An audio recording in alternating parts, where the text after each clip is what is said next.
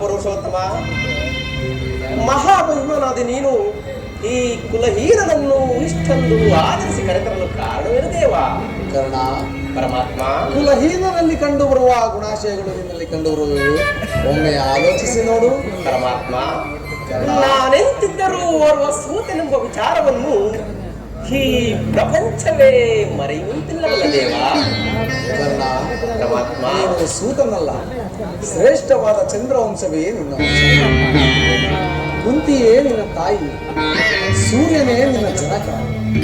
ಆ ಪಾಂಡವರು ನಿನಗೆ ಸಹೋದರಾಗಬೇಕು ಕರ್ಣ. ಪರಮಾತ್ಮ, ಕರ್ಣ, ಪಾಂಡವರು ನನ್ನ ಸಹೋದರರೇ? ಹೌದು ಪರಮಾತ್ಮ, ಹೌದು ಕರ್ಣ. ಬಹಳ ಚೆನ್ನಾಗಿದೆ ಪರಮಾತ್ಮ ಈ ನಿನ್ನ ವಿನೋದ ಪ್ರಸಂಗ. ಓಹೋ, ನಾನು ಮರೆತಿದ್ದೆ, ಇದು ಯುದ್ಧದ ಸಮಯ. ನೀನಾದರೂ ಆ ಪಾಂಡವರ ಪಕ್ಷಪಾತಿ, ಅವರ ತಲೆ ಕಾಯುವುದಕ್ಕಾಗಿ ಈ ರೀತಿ ನನಗೆ ವಂಚಿಸುತ್ತೇವಾ ದೇವ? ಕರ್ಣ, ಪರಮಾತ್ಮ, ನನ್ನ ಮಾತನ್ನು ಸತ್ಯವೆಂದು ನಂಬು. ಸತ್ಯವೆಂದು ನಂಬಲೇ? ಸತ್ಯವೆಂದು ನಂಬಲು ಸಹಜವಾದ ಆಧಾರಗಳಿಲ್ಲಿದೆ ಪರಮಾತ್ಮ. ಏನಿಲ್ಲ ಕರ್ಣ.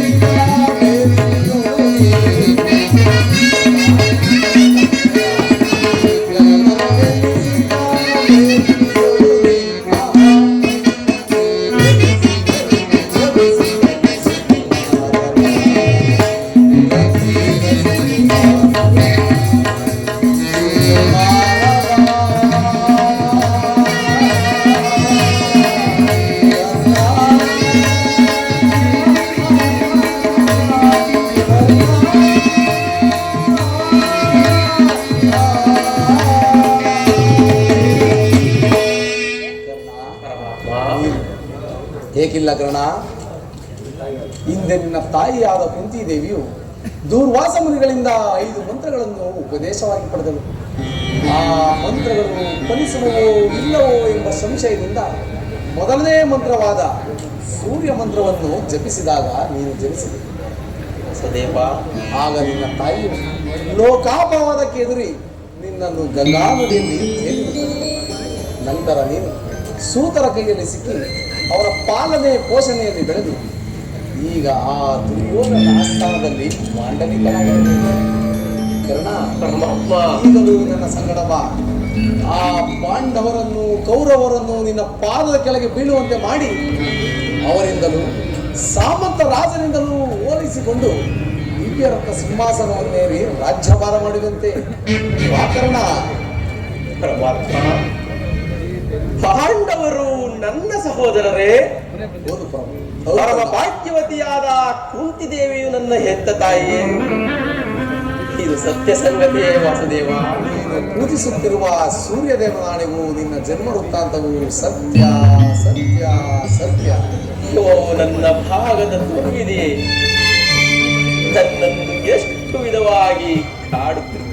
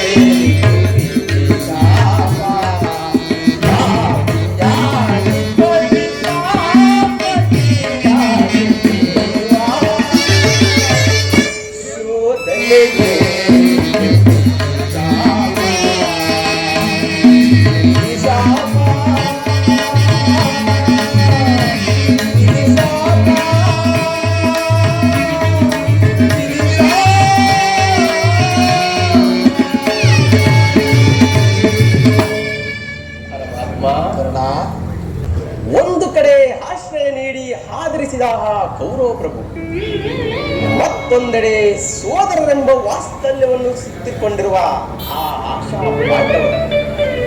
ಈ ಇಬ್ಬರಲ್ಲಿ ಯಾರನ್ನು ಆಶ್ರಯಿಸಲಿ, ಯಾರನ್ನು ತ್ಯಜಿಸಲಿ, ದಿಕ್ಕೆ ತೋಚದಂತಾಗಿದೆಯಲ್ಲ ವಾಸುದೇವ, ದಿಕ್ಕೆ ತೋಚದಂತಾಗಿದೆ. ಕರ್ಣ, ಪರಮಾತ್ಮ, ಮನಸ್ಥೈರ್ಯವನ್ನು ನಾಶ ಮಾಡಿಕೊಳ್ಳಬೇಡ. ನಿನ್ನ ಜನ್ಮ ವೃತ್ತಾಂತವನ್ನು ತಿಳಿಸಿ ನಿನ್ನನ್ನು ದುಷ್ಕೀರ್ತಿ ಕಳಗದಿಂದ ಉದ್ಧಾರ ಮಾಡಬಹುದು. ಇನ್ನು ಮುಂದೆ ಯಾರನ್ನು ಆಶ್ರಯಿಸಬೇಕು, ಯಾರನ್ನು ತ್ಯಜಿಸಬೇಕು ನೀನೇ ನಿರ್ಧರಿಸಿದೆ. ನಾನು ಬಂದು ಬಹಳ ವೇಳೆ ಆಯಿತು, ನಾನಿನ್ನು ಬರದೆ. ನಮ್ಮ ಚಿತ್ತ ವಾಸುದೇವ. ಕರ್ಣ, ಪರಮಾತ್ಮ, ನಿನ್ನ ತಾಯಿಯಾದ ಕುಂತಿದೇವಿಯು ನಿನ್ನನ್ನು ನೋಡಿದಾಗಲಿಲ್ಲ ದೇವ, ಆ ಕರ್ಣನಾರು, ಆ ಕರ್ಣನನ್ನು ನೋಡಿದರೆ ನನಗೆ ಮನಸ್ಸಿನಲ್ಲಿ ಬಹಳ ಮರುಕ ಉಂಟಾಗುವುದೆಂದು ಪದೇ ಪದೇ ಹೇಳುತ್ತಿದ್ದರು. ಈಗ ತಾನೇ ನಿನ್ನ ಜನ್ಮ ವೃತ್ತಾಂತವನ್ನು ಆಕೆಯೂ ಸಹ ತಿಳಿಸಿ ಬಂದಿರುವರು. ಆಕೆಯೂ ಸಹ ನಿನ್ನನ್ನು ನೋಡಲು ಒಂದು ಸಂಭ್ರಮದಿಂದ ಗಾದಿರಕ್ಕೆ ಬರುವಳು. ಕೆಟ್ಟ ಮನಸ್ಸನ್ನು ವಹಿಸಬೇಡ. ಎಚ್ಚರ ಎಚ್ಚರ, ನಾನಿನ್ನು ಬರಬೇಕಣ್ಣ. ನಮ್ಮ ಚಿತ್ತ ವಾಸುದೇವ, ಚಿತ್ತ.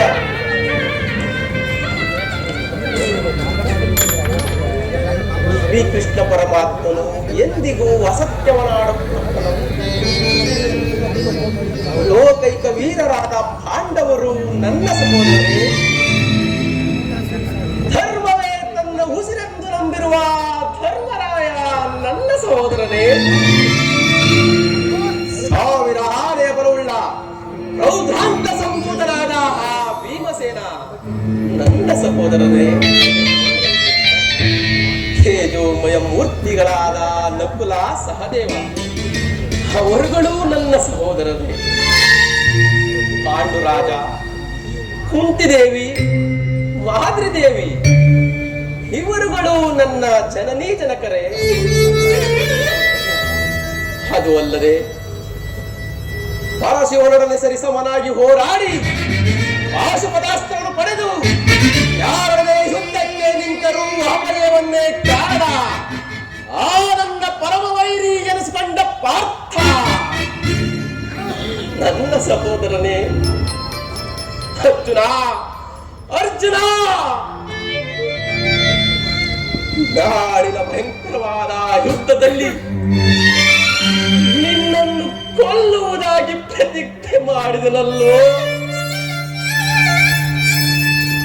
ನಾಳಿನ ಭಯಂಕರವಾದ ಯುದ್ಧದಲ್ಲಿ ನಿನ್ನ ಶಿರಸ್ಸು ನೆಲಕ್ಕುರುಳಿ ನೀನು ರಕ್ತದ ಮಡಿವಿನಲ್ಲಿ ಕೊಚ್ಚಿಕೊಂಡು ಹೋಗುವುದನ್ನು